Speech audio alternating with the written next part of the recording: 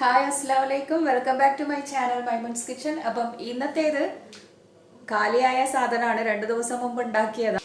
എല്ലാവർക്കും ഇഷ്ടമാവുന്ന ഒരു സാധനമാണ്. കുട്ടികൾക്കായാലും വലിയ ആൾക്കാർക്കായാലും ഒരുപോലെ ഇഷ്ടമുള്ള ഒരു സാധനമാണ്. കൂന്തി എന്നാണ് നമ്മളിവിടെ പറയാൻ. മധുരസേവ നമ്മൾ കൂന്തി എന്നാ പറയാ. ബൂന്തി അല്ല കേട്ടോ, കൂന്തി. ബൂന്തി എന്ന് പറയുന്ന ലഡുവിൻ്റെ ആ ഒരു ഇതാണല്ലോ. നമ്മളിത് കൂന്തി എന്നാ പറയാ. കടലമാവും ഷുഗർ സിറപ്പും ഒക്കെ ചേർത്തിട്ട് അടിപൊളി ടേസ്റ്റാണ്.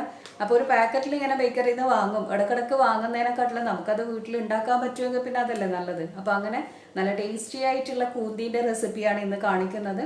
അപ്പം ഇന്ന് തന്നെ കുട്ടികൾക്കൊക്കെ നിങ്ങളിത് വീട്ടിൽ ഉണ്ടാക്കി കൊടുക്കുക, എന്നിട്ട് എന്നോട് അഭിപ്രായം പറയണം. അതുപോലെ തന്നെ വീഡിയോ കാണുകയും ചെയ്യണം, സപ്പോർട്ട് ചെയ്യണം. വേറൊന്നും പറയുന്നില്ല, നമുക്ക് വീഡിയോയിലേക്ക് പോയാലോ.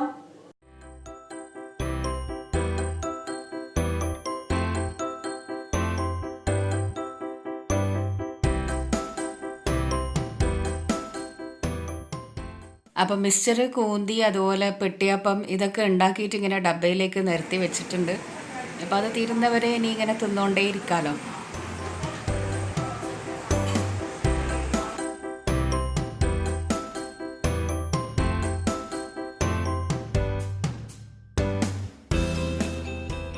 അപ്പം ഞാനിപ്പോൾ ഇവിടെ കൂന്തീൻ്റെ റെസിപ്പിയാണ് കാണിക്കുന്നത്. മധുരസേവ അതാണ് ഉണ്ടാക്കുന്നത്.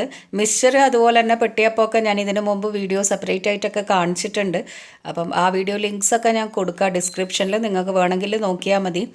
അപ്പം ഇത് നമ്മൾ പുറത്തുനിന്ന് വാങ്ങുന്നതിൻ്റെ ആ ഒരു ടേസ്റ്റിൽ തന്നെയാണ്, അതേ പെർഫെക്റ്റ് ടേസ്റ്റിൽ തന്നെ കിട്ടിയിട്ടുണ്ട്. അപ്പോൾ ഇതിനേക്ക് വേണ്ടുന്നത് എന്തൊക്കെയാണെന്ന് വെച്ചാൽ 1 കപ്പ് കടലമാവ് എടുത്തിട്ടുണ്ട്. അതേ കപ്പിൽ തന്നെ 1 കപ്പ് അരിപ്പൊടിയും എടുത്തിട്ടുണ്ട്. അരിപ്പൊടി ഇത് ഞാനിവിടെ വീട്ടിൽ തന്നെ ഉണക്കി പൊടിച്ചെടുക്കുന്നതാണ്. പുഴുങ്ങലരിൻ്റെ പൊടിയാണിത്. വറുത്തിട്ടൊന്നുമില്ല, വറുക്കണമെന്ന് നിർബന്ധമില്ല. ഇനിയിപ്പോൾ വേണമെങ്കിൽ വറുത്തതുണ്ടെങ്കിൽ അത് യൂസ് ചെയ്യാം. 1/4 ടീസ്പൂൺ ഉപ്പ് എടുക്കണം. അപ്പോൾ ആദ്യം നമുക്കിതൊന്ന് കുഴച്ചെടുക്കാം. ഞാനിപ്പോൾ ഒരു ബൗളിലേക്ക് 1/4 ടീസ്പൂണ് അപ്പക്കാരം ചേർത്ത് കൊടുത്തിട്ടുണ്ട്. ഒരു ക്രിസ്പി ടേസ്റ്റൊക്കെ കിട്ടാൻ വേണ്ടിയിട്ടാണ്. പിന്നെ ഇത് രണ്ടും ആ ബൗളിലേക്ക് അങ്ങ് ഇട്ട് കൊടുക്കാം, കടലമാവും അരിപ്പൊടിയും. ഞാനിപ്പം കടലമാവിൻ്റെ അതേ അളവിൽ തന്നെയാണ് അരിപ്പൊടി എടുത്തത്. ഇനിയിപ്പോൾ അരിപ്പൊടി കടലമാവിൻ്റെ പകുതി ആയാലും കുഴപ്പമൊന്നുമില്ല.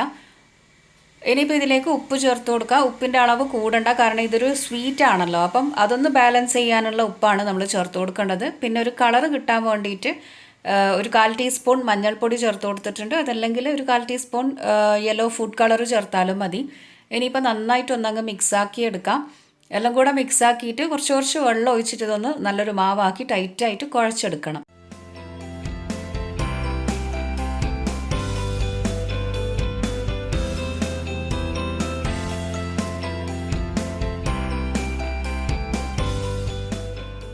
അപ്പോൾ കടലമാവിന് എന്തായാലും ഒരു മഞ്ഞ കളർ ഉണ്ടാവും. പിന്നെ അരിപ്പൊടിയും കൂടി ആകുമ്പോൾ അതിൻ്റെ കളറൊന്ന് ലൈറ്റ് ആവും. അതിന് വേണ്ടിയിട്ട് കുറച്ചൊന്ന് കളർ ആയിക്കോട്ടെ എന്ന് വിചാരിച്ചിട്ടാണ് ഞാൻ മഞ്ഞൾപ്പൊടി ചേർത്തത്. നിർബന്ധമൊന്നും ഇല്ല കേട്ടോ മഞ്ഞൾപ്പൊടി.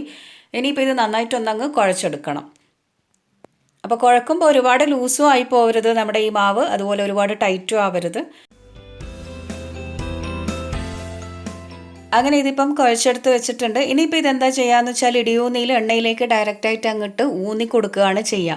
നമ്മൾ മിക്സ്ചറിനൊക്കെ പൊരിച്ചെടുക്കുന്നില്ല, വടി പൊരിച്ചെടുക്കുന്നില്ലേ, അതേപോലെ അങ്ങനെ അങ്ങ് പൊരിച്ചെടുക്കുകയാണ് ചെയ്യേണ്ടത്. പക്ഷേ ഇപ്പോൾ സംഭവം എന്താണെന്ന് വെച്ചാൽ എൻ്റെ അടുത്ത് ഇടിയൂന്നിയിലുള്ള അച്ചുകളൊന്നും ഈ ബൂന്തിക്ക് പറ്റിയ ആ ഒരു അച്ചില്ല. എന്താണെന്ന് വെച്ചാൽ ചെറിയ ചെറിയ ഹോൾസ് ആയിട്ടുള്ളതാണ് ഇടിയപ്പത്തിൻ്റെ ആ ഒരു വലിപ്പത്തിലുള്ളതും അതിൻ്റെ കുറച്ച് വലിപ്പത്തിലുള്ളത്.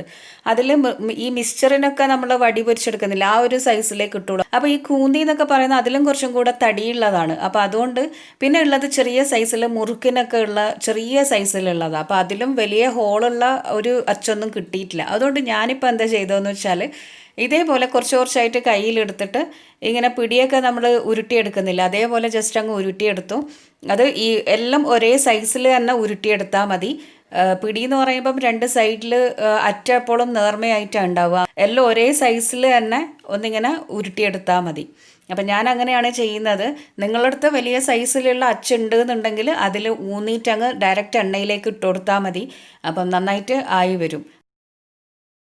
അപ്പം ഞാനിപ്പോൾ ഇതിങ്ങനെ കയ്യിൽ വെച്ചിട്ട് തന്നെ ഉരുട്ടിയെടുക്കുന്നുണ്ട്. അപ്പോൾ കുറച്ചല്ലേ ഉള്ളൂ, അതുകൊണ്ട് പെട്ടെന്ന് തന്നെ കഴിഞ്ഞോളും. പിന്നെ അതിനിടയിൽ ഉമ്മ അവിടെ മിക്സ്ചറും അതുപോലെ തന്നെ പെട്ടിയപ്പമൊക്കെ പൊരിച്ചെടുക്കുന്നുണ്ട്. അതായി കഴിയുന്ന സമയത്തേക്ക് നമുക്കിത് റെഡിയായാലും മതി. അപ്പോൾ മിക്സ്ചർ ഇതാ പൊരിച്ച് തീരാനായി. അപ്പോൾ ഇടിയൂന്നീൻ്റെ ആ ഒരു വലിയ അച്ചിൽ കിട്ടുന്നതാണ് ഈ ഒരു സ്റ്റിക്ക്. അപ്പോൾ ഇതിലും വലുത് വേണം നമുക്ക് കൂന്തിക്ക് വേണ്ടിയിട്ട്. അപ്പോൾ അത് എന്തായാലും ഇല്ല, അതിന് പകരം നമുക്ക് കൈ തന്നെ യൂസ് ചെയ്യുക, അതല്ലേ ഏറ്റവും നല്ലത്. അപ്പോൾ നമ്മൾ കയ്യിൽ വെച്ച് ഇങ്ങനെ ഉരുട്ടിയെടുക്കുമ്പം ജസ്റ്റ് ആ മാവ് ഒന്ന് പൊടിയിൽ നന്നായിട്ട് ഡിപ്പ് ചെയ്തെടുത്തിട്ട് ഉരുട്ടിയെടുത്താൽ മതി. പിന്നെ ആ പ്ലേറ്റിലും കുറച്ച് അങ്ങോട്ടും ഇങ്ങോട്ടും ഒക്കെ പൊടി വിതറി കൊടുക്കണം, ഒട്ടിപ്പിടിച്ച് പോകാണ്ടിരിക്കാൻ. അപ്പോഴേക്കും മിക്സ്ചറൊക്കെ പൊരിച്ചെടുത്തിട്ടുണ്ട്. ഇനിയിപ്പം കുറച്ച് മുളക് പൊടിയും കുറച്ച് ഉപ്പും വിതറിയിട്ട് ഒന്ന് മിക്സാക്കിയതിന് ശേഷം പിന്നെ അത് ഒന്ന് ചൂടാറാനായിട്ട് ഫാനിൻ്റെ അടിയിൽ കൊണ്ടുപോയി വെക്കണം. അപ്പോൾ നമ്മുടെ മിക്സ്ചറൊക്കെ റെഡിയായി. ഇനിയിപ്പം ഈ കൂന്തി പൊരിച്ചെടുക്കാം. അപ്പോൾ അങ്ങനെ കുറേയൊക്കെ ഞാൻ ഉണ്ടാക്കി വെച്ചിട്ടുണ്ട്. ഇനിയിപ്പം ചൂടായ എണ്ണയിലിട്ട് അങ്ങ് പൊരിച്ചെടുക്കണം. അപ്പോൾ ഓയിൽ നല്ല ചൂടായിരിക്കണം. ഒരു മീഡിയം ഫ്ലെയിമിൽ ഇനി അങ്ങോട്ട് വെച്ചാൽ മതി.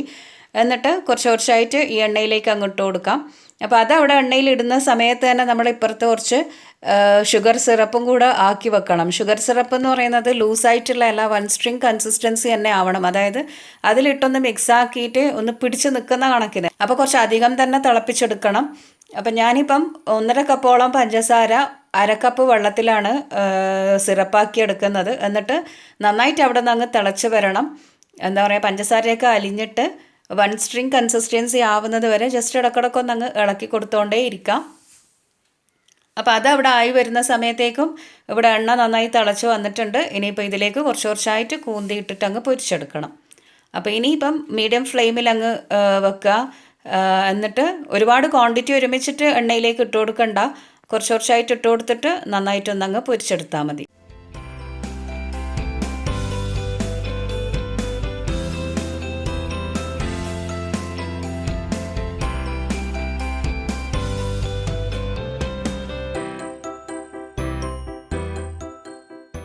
അപ്പോൾ ഇതിപ്പോൾ എണ്ണയിലേക്ക് ഇട്ടിട്ട് പിന്നെ ഒന്നങ്ങ് നിന്നതിന് ശേഷം ഇടക്കിടക്കൊന്നങ്ങ് ഇളക്കി കൊടുത്തിട്ട് വേണം നമ്മളിത് പൊരിച്ചെടുക്കാൻ. എല്ലാ ഭാഗവും ഒരുമിച്ച് പൊരിയണം. പിന്നെന്ന് പറഞ്ഞാൽ ഞാനിത് കൈ കൊണ്ടിങ്ങനെ ഉരുട്ടിയെടുത്തതാണ്. അപ്പം എല്ലാം ഒരേ സൈസിൽ തന്നെ അങ്ങനെ ഉരുട്ടിയെടുത്ത് കഴിഞ്ഞാൽ എല്ലാം ഈവനായിട്ട് തന്നെ അങ്ങ് പൊരിഞ്ഞ് വന്നോളും. മറ്റേത് സൈസിൻ്റെ ആ ഒരു പ്രശ്നം വരുമ്പം നമ്മൾ പിടിയൊക്കെ ഉണ്ടാക്കുമ്പം 2 സൈഡ് എന്തായാലും നേർമയായിട്ട് നടുഭാഗം മാത്രം അങ്ങനെ വീർത്തിട്ടാണ് ഉണ്ടാവുക. അപ്പോൾ അതേപോലെ ആണെങ്കിൽ സൈഡ് മാത്രം ക്രിസ്പി ആവും, നടുഭാഗം വേവാണ്ടും പൊങ്ങാണ്ടും ഒക്കെ ഫ്രൈ ആവാണ്ടൊക്കെ വരും. അപ്പോൾ അതൊക്കെ ഒന്ന് ശ്രദ്ധിച്ചാൽ മതി ഇങ്ങനെ ചെയ്യുന്ന ആൾക്കാർ. മറ്റേതാകുമ്പോൾ നമുക്ക് ഇടിയൂന്നിന്ന് ഡയറക്റ്റായിട്ട് എണ്ണയിലേക്ക് അങ്ങനെ അങ്ങ് വെച്ച് കൊടുത്തിട്ട് പൊരിച്ചെടുത്താൽ മതി. അതാകുമ്പോൾ എല്ലാം ഒരേ സൈസിലാണ് ഉണ്ടാവുക. അപ്പം ഈവണായിട്ട് അങ്ങ് പൊരിഞ്ഞ് വന്നോളും. അപ്പോൾ ഇതിപ്പം അങ്ങനെ കുറച്ച് സമയം വെച്ചിട്ട് നന്നായിട്ട് ഇളക്കി കൊടുത്ത് പൊരിച്ചെടുത്തിട്ടുണ്ട്. ഇനിയിപ്പം ഞാനിത് എണ്ണയിൽ നിന്നങ്ങ് കോരി വേറൊരു പാത്രത്തിലേക്ക് മാറ്റുന്നുണ്ട്. ഇങ്ങനെ തന്നെ ബാക്കിയുള്ളതും എണ്ണയിലിട്ടങ്ങ് പൊരിച്ചെടുക്കാം.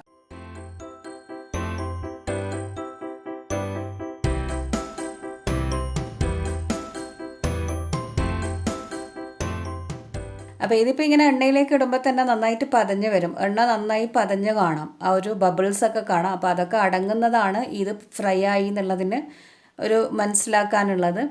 അപ്പോഴേക്കും നമ്മുടെ സിറപ്പും നന്നായിട്ട് തിളച്ച് 1 സ്ട്രിങ് കൺസിസ്റ്റൻസി ആയിട്ടുണ്ട്. നമുക്കത് കയ്യിൽ വെച്ച് നോക്കുമ്പോൾ തന്നെ മനസ്സിലാവും. ചൂടോട് കൂടിയിട്ട് കയ്യിൽ വെക്കരുത്, പൊള്ളും എന്തായാലും. അപ്പോൾ അതൊന്ന് ശ്രദ്ധിക്കുക. നന്നായിട്ട് 1 സ്ട്രിങ് കൺസിസ്റ്റൻസി ആയാൽ ഫ്ലെയിം ഓഫ് ചെയ്യുക.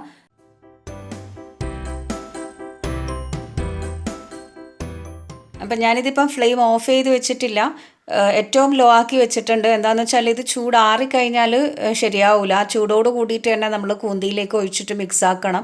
അപ്പം ഞാനിപ്പോൾ ഒരു 1/4 ടീസ്പൂൺ ഏലക്കാപ്പൊടി അങ്ങ് ചേർത്ത് കൊടുത്തിട്ടുണ്ട്.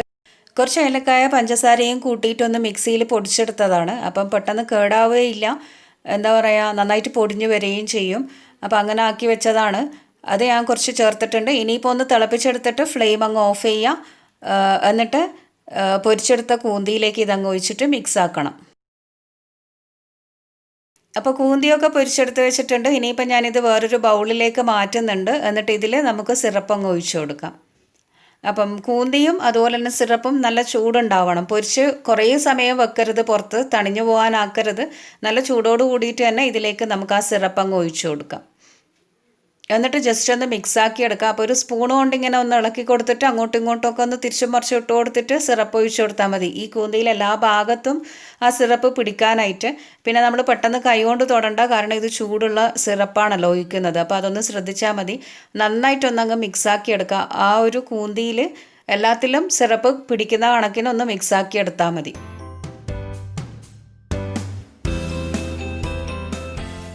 അങ്ങനെ ഇപ്പം നന്നായിട്ട് മിക്സാക്കി എടുത്തിട്ടുണ്ട്. ഇനിയിപ്പോൾ ഇതിലേക്ക് ഞാൻ കുറച്ച് പൊടിച്ച പഞ്ചസാര ഒന്നങ്ങ് വിതറി കൊടുക്കുന്നുണ്ട്. നമ്മൾ സാധാരണ കൂന്തി ബേക്കറിയിൽ നിന്ന് കാണുന്ന ആ ഒരു പാക്കറ്റിൽ കാണുന്നില്ലേ, കൂന്തിയിൽ എല്ലാവരുടെയും അവിടെ ഇവിടെയൊക്കെ പഞ്ചസാര ഒട്ടിപ്പിടിച്ച് നിൽക്കുന്നത് പൊടി. അപ്പോൾ അതേപോലെ ആയി വരും. ഒന്ന് നന്നായിട്ട് പഞ്ചസാര പൊടി വിതറിയിട്ട് നന്നായിട്ട് ഒന്നുകൂടെ അങ്ങ് മിക്സാക്കി എടുക്കാം.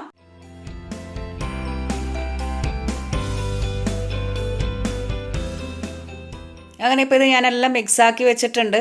അപ്പോൾ ഇതിനിപ്പം ഒരു ടേസ്റ്റ് ഉണ്ടാവുമോ എന്ന് പറയാൻ പറ്റില്ല, കാരണം പഞ്ചസാരൻ്റെ ആ സിറപ്പൊക്കെ ഇതിലൊന്ന് പിടിക്കണം. അപ്പം ആ ഒരു ടേസ്റ്റ് കിട്ടാൻ എന്തായാലും 1-2 ദിവസമാവും. അപ്പോഴേക്ക് ഇത് തീർന്നു പോകാണ്ട് എന്ന് കഴിഞ്ഞാൽ ഞാൻ വീഡിയോയിൽ കാണിക്കാം.